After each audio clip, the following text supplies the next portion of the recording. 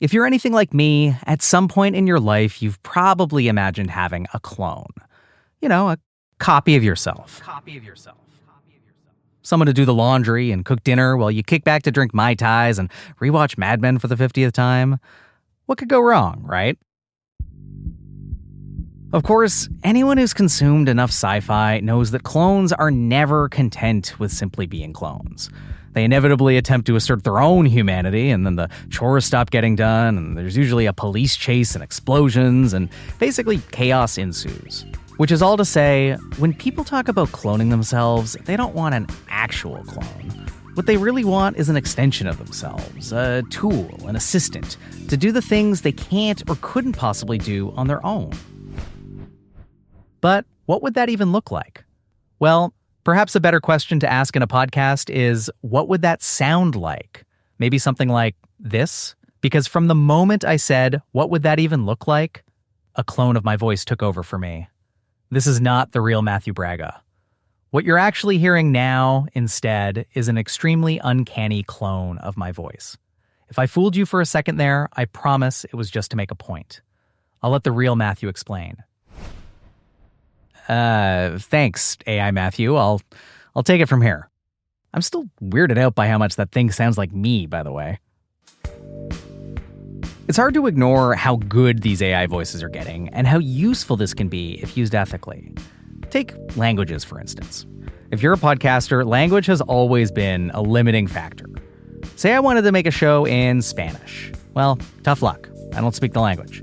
Or French? Well, trust me, you don't want to hear me parler en français, let alone Mandarin or Dutch. You could always translate your show, but translation is expensive, time-consuming, and frankly, impractical for most podcasts. But if you do have an audience for your show that does want to listen in another language, what do? What if you don't have the budget or the time? Amanda Cupido faced this very challenge making a podcast for one of her clients. It's how she found herself pitching a bold, maybe half-baked, and probably risky idea. I think you know where this is going. I had been experimenting with some generative AI voice tools. And so when this decision was being made, it was just live in the moment. I didn't even sit back and think, right? They shared the news and I, in the moment, pitched AI. And I didn't fully know what it would really take to do this with voice-generated AI. But did you know what you were getting into? No. Was this? No. Amanda is not an AI engineer. She's an audio producer. She runs a company called Lead Podcasting, and when meeting with this client, she made a bet. A bet that AI voice tools could help make a podcast that was more accessible, more scalable, but still deeply human. In this episode, we follow Amanda's real-time experiment and peek behind the curtain of what it really takes to implement AI voices in creative production. I'm Matthew Braga, and this is Working Smarter, a podcast from Dropbox about how AI is changing the way we work and how we get stuff done, and what we listen to.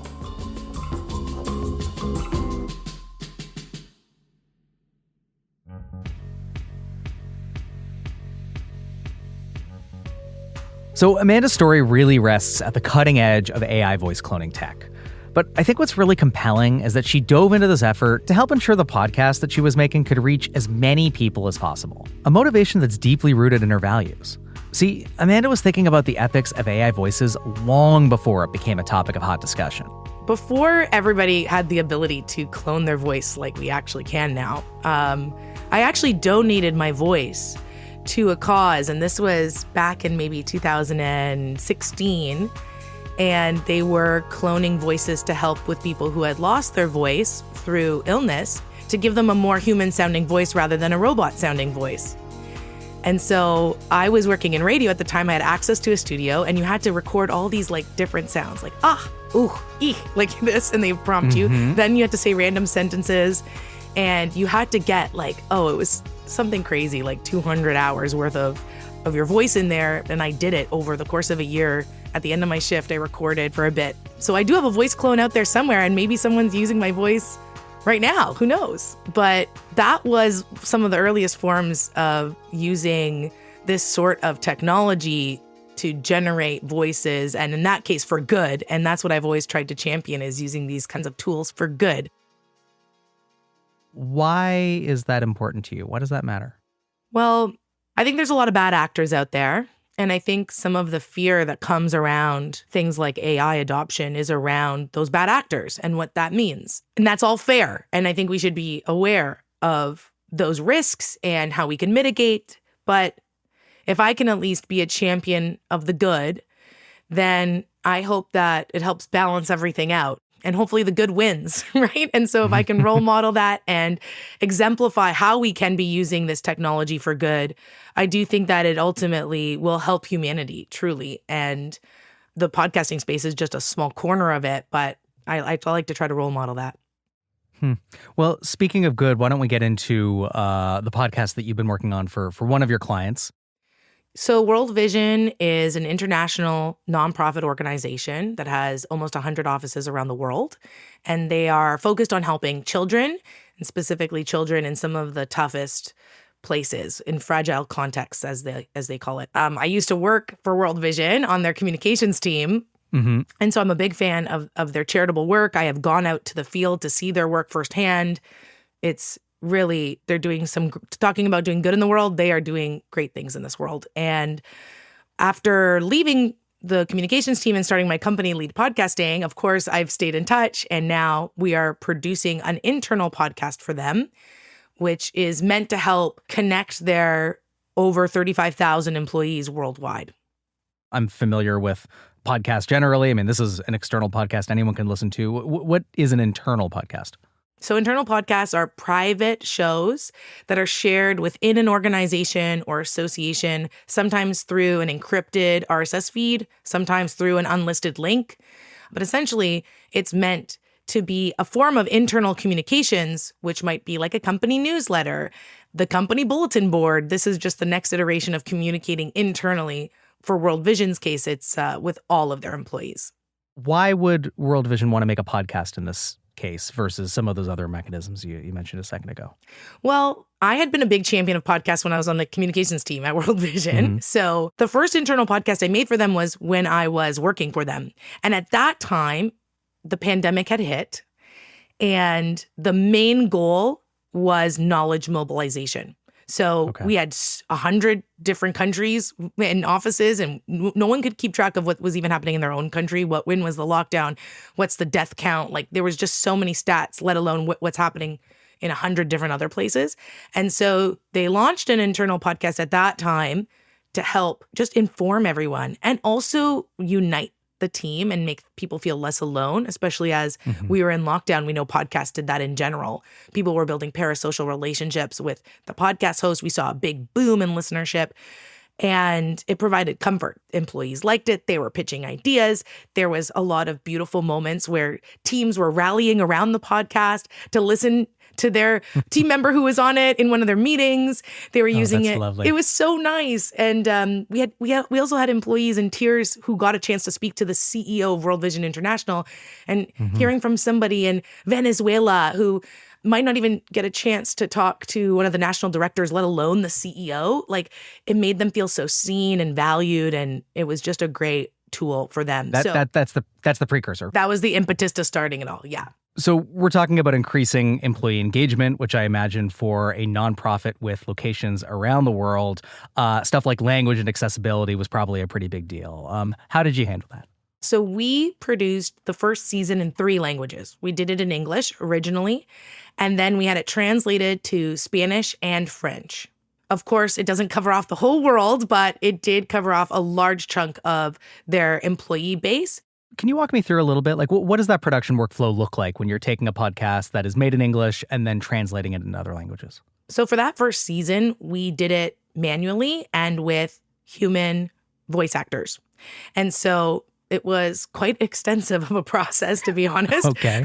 So we would record the conversation in English, edit it, get it approved. Once it was locked or final, we would then have a native language speaker transcribe the whole thing and then translate the whole thing. Localize it. That's right, with the specific nuance, and adapt it so that it still made sense if there was any catchphrases used or anything like that. And then we would try to source voice actors that honored the age and general sound of the original guest to then provide that voice for that part of the episode. And we would replace the host completely with a local native language speaker. There was a lot of talent sourcing, as you can imagine, and then recording sessions and retakes. And if there was an edit, then we'd have to get them back and retake the voice acting elements, right? So it became quite the process. What was the reception like amongst employees? Was all that hard work worth it? How did they respond to what you had made? I think they were expecting the numbers to be higher, to be honest. Okay. And so it was feeling a bit disconnected for the time, energy, and investment that was going into the production compared to the response. And so there was still this desire to serve that audience, and we knew that that audience was keen to listen, but it wasn't really equaling out at the end of season 1. When it came time for the client to then renew for that second season, how did they come to that realization that they couldn't sustain this approach that they had been doing up to this point? Yeah, it was a combination of not only finances, but also time and workflows, understanding that it was holding up the entire release process because they'd want to release all 3 episodes at the same time. But there'd be such a gap between when the English one was completed versus the translated versions. And sometimes timely things would happen that would impact the content. Someone's job title changed because they got a promotion midway through. That happened. And so now we're going back. And so it did cause some bottlenecks, some workflow issues. And so when they signed on for season 2 initially, they decided to drop the translated versions and just go with English. And what was going through your mind at that point? Well, I got it. I mean, I saw where the struggles and the roadblocks were, and was also sad because I really believed in the idea of doing it in different languages and providing that for their audiences. And I really champion accessibility. And I just thought it was a shame that we were going to have to drop the multi-language side of things, especially since we had dedicated producers on the team who were overseeing it too and who were quite passionate about the show. So what inspired you to pitch AI as a potential solution here?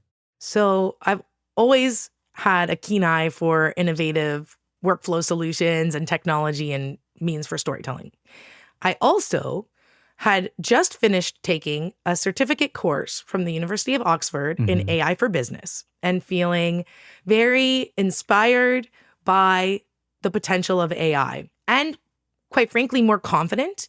And so I had been experimenting with some generative AI voice tools just on the side. And so when this decision was being made, it was just perfect timing that all of this happened around the same time. And so it was live in the moment. I didn't even sit back and think, right? They shared the news and I, in the moment, pitched AI. And I didn't fully know what it would really take to do this with voice-generated AI. But did you know what you were getting into? No. Was this? No. I was just going with my gut. And in the moment, I was worried because also sometimes you say AI in these ways and clients will cringe. Some people, depending who you pitch it to, they're very against it, and I can respect that. But as soon as I said the words, I didn't see a grimace. And I saw a lean in of like, oh, tell me more. And so I started just saying what I knew, which was there's technology that can make this much easier. The workflow is going to be instantaneous. We have our local language producers on our team still that would be overseeing it and ensuring that the quality is up to par. And so I kind of just like spit out this pitch like this. And the client said, all right, well, get me a price list and a formal estimate and we'll see. What was it about those early experiments that you were doing that maybe gave you the confidence that you could actually pitch this? I had seen some of the work demoed at conferences for voice generation, but I had not actually tried it myself yet. but I understood the potential. I knew of 11 Labs, which was doing this sort of work. And so immediately, as soon as I got off that call, I signed up for 11 Labs and I started experimenting myself and putting my voice in just to see, okay, how easy is this and what exactly is it going to spit out? And so, minute one was me getting right into it and trying to start playing around with it. Wow. And I think we have some of that tape of you doing some of that early prototyping. Escape to paradise with Ocean Breeze Resorts. Your dream getaway awaits. Relax, rejuvenate, and create unforgettable memories.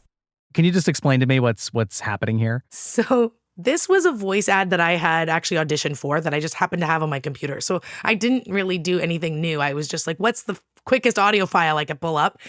Which happened to be that. I did not get this voice gig. Okay. So whatever, I threw it in.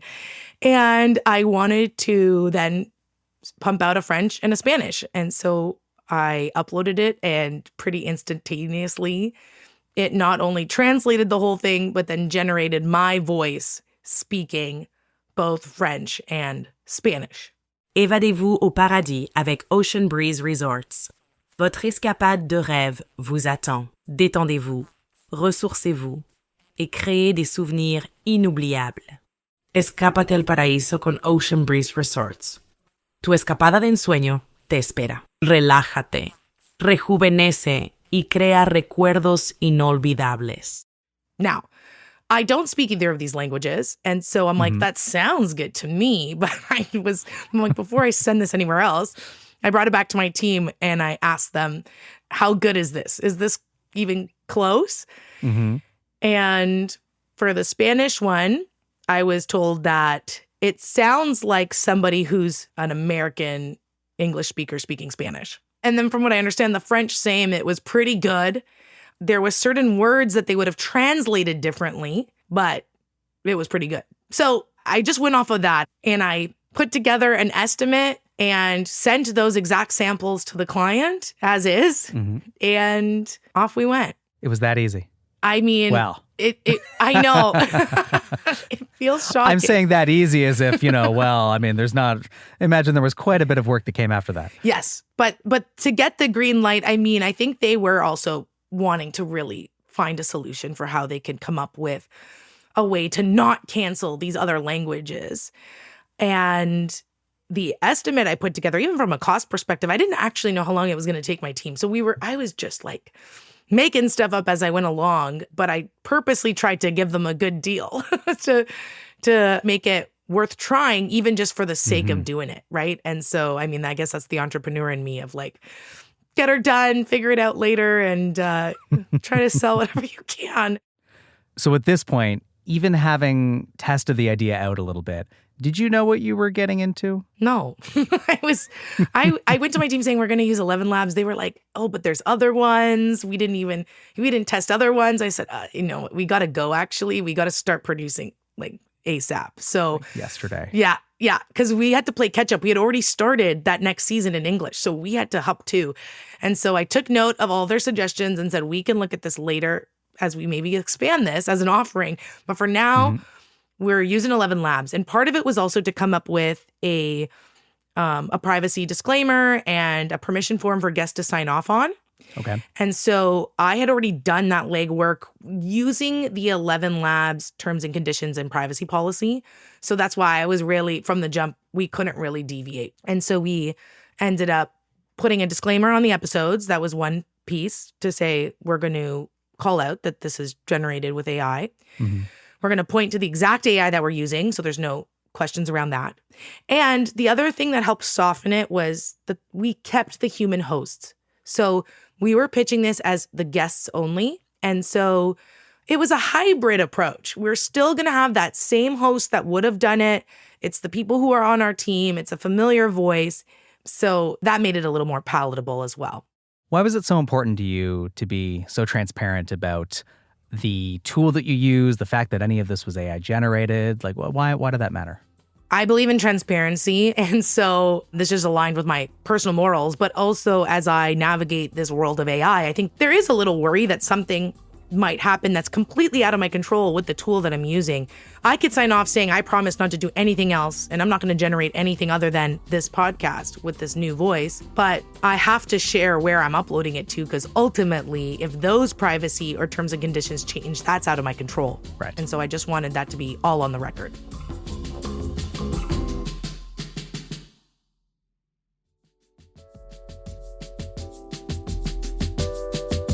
Working Smarter is brought to you by Dropbox Dash, the universal search and knowledge management tool from Dropbox. With Dash, you can quickly search across files, images, videos, and more. That's because Dash connects all the apps you and your team already use, like Canva, Jira, Microsoft 365, to give you a central hub for company content. Once you find what you're looking for, AI-powered writing and organization capabilities help you draft, summarize, and share your work, all from one place. And with comprehensive access controls, you can trust that people will only see the content they're supposed to, so you and your team can move faster, collaborate more securely, and focus on the work that matters most. To learn more about Dropbox Dash and discover a more enlightened way of working, visit workingsmarter.ai/dash.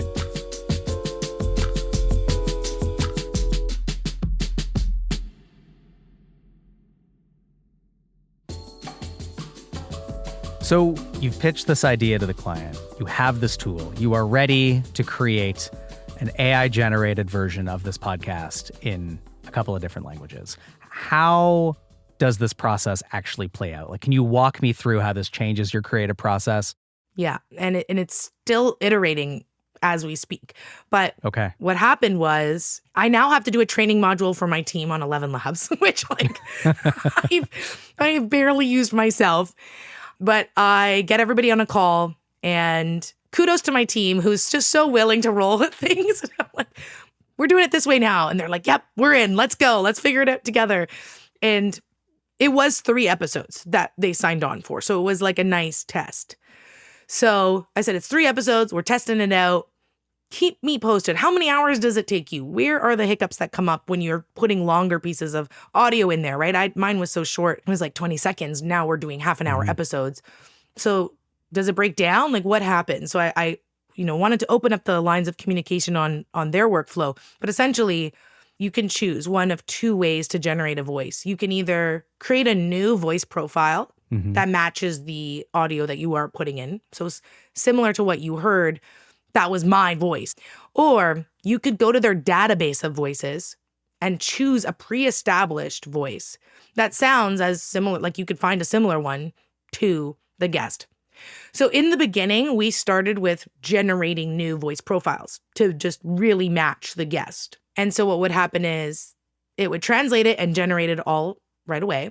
We also noticed that the translations were not to the level we needed them to be. So originally we were going to just pump it all out and give it to them to listen to. But what we realized was we needed to have a step in between for tweaking the actual way it was translated. And then we started creating the voice profiles to submit. But by episode 2, we decided it was actually faster and better to use the database voices instead of generating a new voice profile. There was more consistency, flexibility, and creative control using a pre-established voice. You know, I'm hearing you describe all of the steps that you've kind of gone through and all of the, I guess, the wrangling that you're doing with this tool. And it makes me wonder whether there was ever a point in this process where you or your team were, banging your heads against the wall and almost regretting the assignment. Like, were there points like that? Did it get intense? Were you questioning your life decisions at any point along the way? Definitely. Yeah, the whole time. I mean, reality is that I didn't account for the amount of time it was going to take to fix the translation. Interesting. So there was a disconnect where I feel I didn't estimate accurately how much time that would take and how much I should be paying my team and how much I should be charging the client ultimately. So that was a gap I had to eat that. And there was definitely time when we were trying to still work with the new voice profile building that there was a lot of frustration, hence why we ended up switching tactics. But I gave real power to the team. I wasn't trying to micromanage this. I wouldn't even know what to say to the team. So I just said, go with your gut, do what you think sounds best, because they were getting nuanced with the accent and which Spanish accent. Is it a Colombian accent or a Venezuelan accent, right? And so being able to make sure we were honoring it as closely as possible, and they were able to do that better with the pre-established ones. And so I thought, okay, no brainer. Wow. What you were describing does sound like a lot of this process still required a significant amount of human involvement. For sure. Especially when it comes to the nuance with something like translation and language and accent. That is deeply personal, deeply human. And that human oversight was important. And so that's why the key point people on my team who were running the show before were all still there doing their thing. And we were able to just change what their job involved. So it was an adjustment to their tasks. But once we got over the learning curve, the workflow was more seamless, but definitely lots of human fingerprints all over it. Well, and I just want to dig into that for 1 second. I mean, why did you feel that it was important to maintain that degree of human involvement in the process? Well, number one, I think if you zoom out, North American audiences are not really ready for robot voices. And there is a social disdain generally towards them right now. But if you look globally, if you go and look in Asia, there are lots of AI-generated celebrities, influencers, singers that are filling stadiums. So they're in a little bit of a different social acceptance zone. But I knew based on where we were, having the hybrid approach from a voice perspective of like what is actually coming out of the speakers, I thought it was an important way to bridge where we're at to where we're going. From a content agency perspective, it's hugely important to still have that human oversight. That's going to be what allows us to create the excellent content. And so I don't ever see that going away. We're always going to have that human oversight in order to ensure we are getting what we want from this tool. It ended up being so good that when we delivered the first episode, the client said, "Oh, but I thought you were using AI for these." She thought it was human. And we're like, we did. So to me, that means it was a success. So they had no idea. If you hadn't told them, they would have had no idea. They were confused. Yeah. They thought we got another voice actor.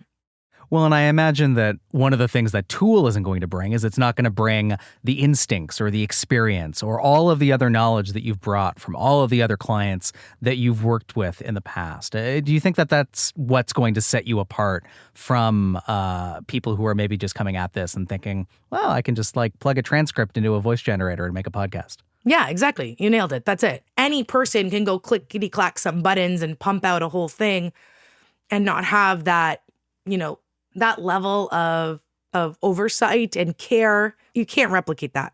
How did you and your team feel about the exercise once things were all said and done? The team was very, for the most part, excited that we were trying something new and that we were pushing the boundaries in the audio industry. And that came from me too. Like I was speaking about it at conferences and I'm on this podcast and like there is this like buzz around that. And I think there is an excitement about innovating and new and, being on the cutting edge in an industry that is so quickly evolving. That's not without frustration, to call a spade. They were upset at some points when they were hitting roadblocks.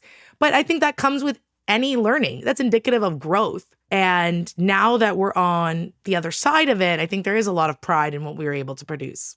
It does sound like adapting and working with AI tools became like a new layer of effort for you and your team. What about the cost of that? I do believe that time is an investment into growth of the business and growth of the individual producers. And so it was worth it in my eyes as a CEO of a production company, because now we know exactly what it takes. We can confidently put together estimates and speak in a very grounded sense when talking to clients about what exactly happens once we take it over to the tool. And I don't mind that we had to spend a little bit of time figuring some things out. I think that's just par for the course. Totally part of the process. Where do you land on the usage of AI more broadly in the podcasting space?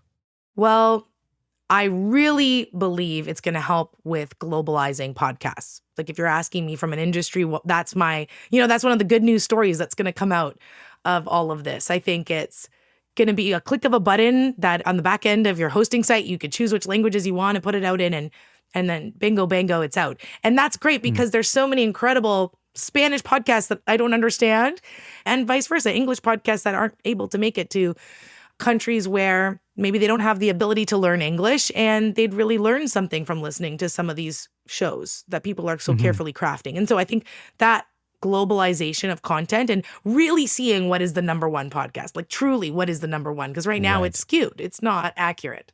We know which one is the number one in English. And that is such a fascinating thing to think about. Right? And then from a production side, I think that editing, like the simple editing, is going to be made even simpler. Like the cleanup edit, as we call it in the industry, just taking out some of the beginning, or some sneezes and some false starts and the beginning ramblings. Right now, there's so many people who want to make a podcast, but don't have the access to the tools to be able to even just do that. And that's going to be made really easy. So if some editor out there has hinged their entire career on doing that kind of editing, what I would say is look around, acknowledge that that's coming. So how can you really upskill yourself and continue to, the jobs will change. But how can you carve out a new role for yourself that still might have to do with editing, but is not going to be these cleanup edits? It's just going to look a little differently. We've gone through this before. Social media, we did not have any jobs that had social media. Now we have entire teams dedicated to social media. And yes, maybe there was other jobs that were eliminated, but new jobs came in. And so ultimately, I just think there's going to be a shift in the kinds of jobs there are in the podcast industry. Well, and we're talking a little bit more broadly there, but I want to come back to the AI voice-generated example specifically. Do you worry or think that leaning too much on something like AI voice generation takes something away from podcasting or from the people who work in the space? I mean, if you ask an artist that, they're going to be like, yes, it's the dying art. And I get it, because I'm an artist at heart too. But if you were to ask the photographer who is in the darkroom dipping their film in a bunch of different chemicals and say, we got a digital camera for you. And they're like, no, it's ruining the art of the darkroom. I mean, we know how this story ends. So yeah, there's a little bit of a boohoo. And yeah, there's going to be an art that we're going to call back on, which will be nice and nostalgic, just like we call back on literally cutting tape.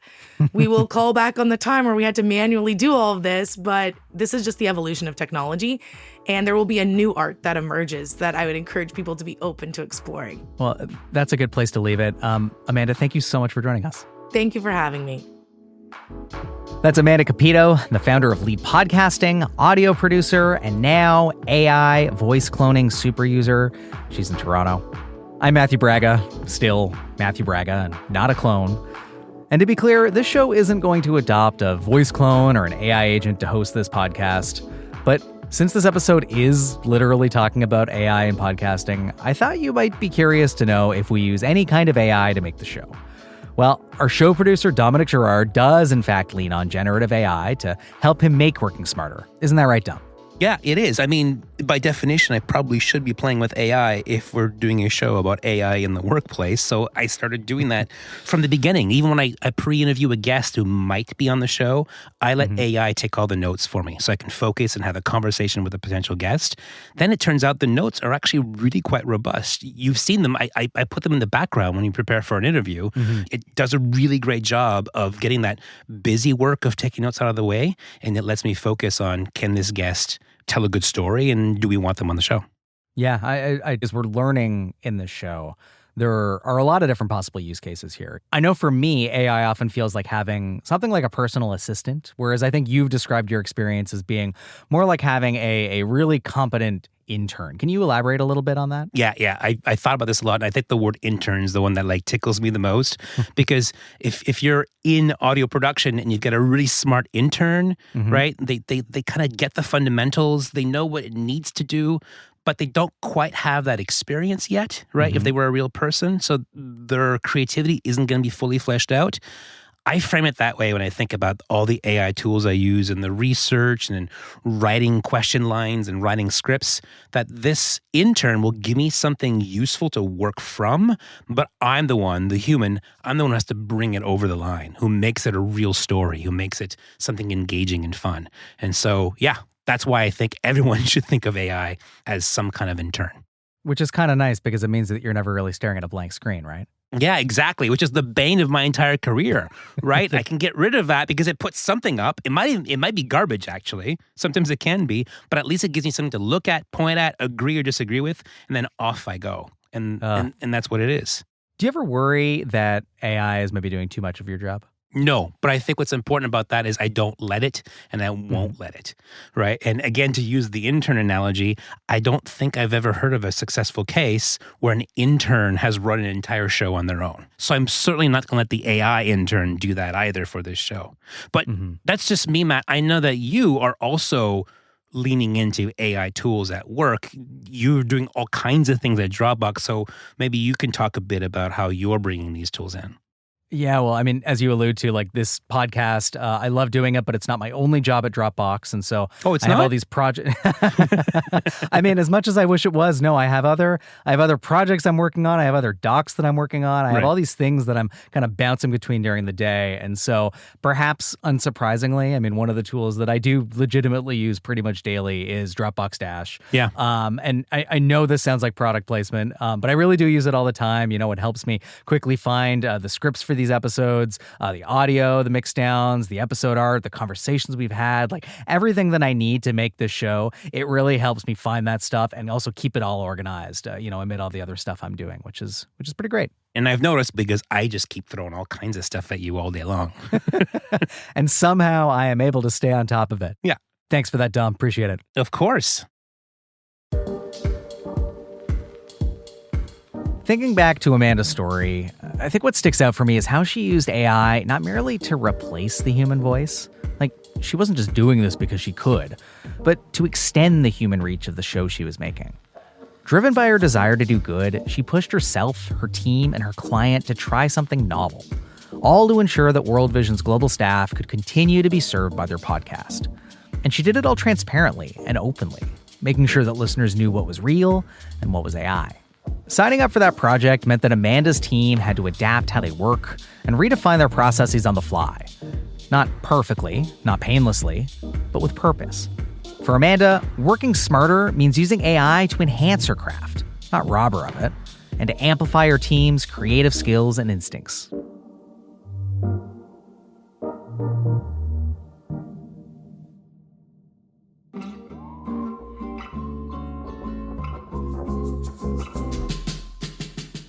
Working Smarter is brought to you by Dropbox Dash, universal search and knowledge management from Dropbox. Find anything and protect everything with Dropbox Dash. Find more episodes of Working Smarter on Apple Podcasts, YouTube, Spotify, or wherever you get your podcasts. And find more interviews like this one on our website, workingsmarter.ai. The show would not be possible without... Actually, you know what? Just for fun, and just this once, why don't we cheat a bit and let my AI voice clone read out the credits for me? I'm the real Matthew Braga. Over to you, clone. This show would not be possible without the talented team at Cosmic Standard, producer Dominic Gerard, sound engineer Asia Simpson, technical director Jacob Winnick, and executive producer Eliza Smith. Special thanks to our illustrators, Fanny Lohr and Justin Tran, and to Katie Keck for editorial support. Our theme song was composed by Doug Stewart, and I'm Matthew Braga's voice clone. Thanks for listening.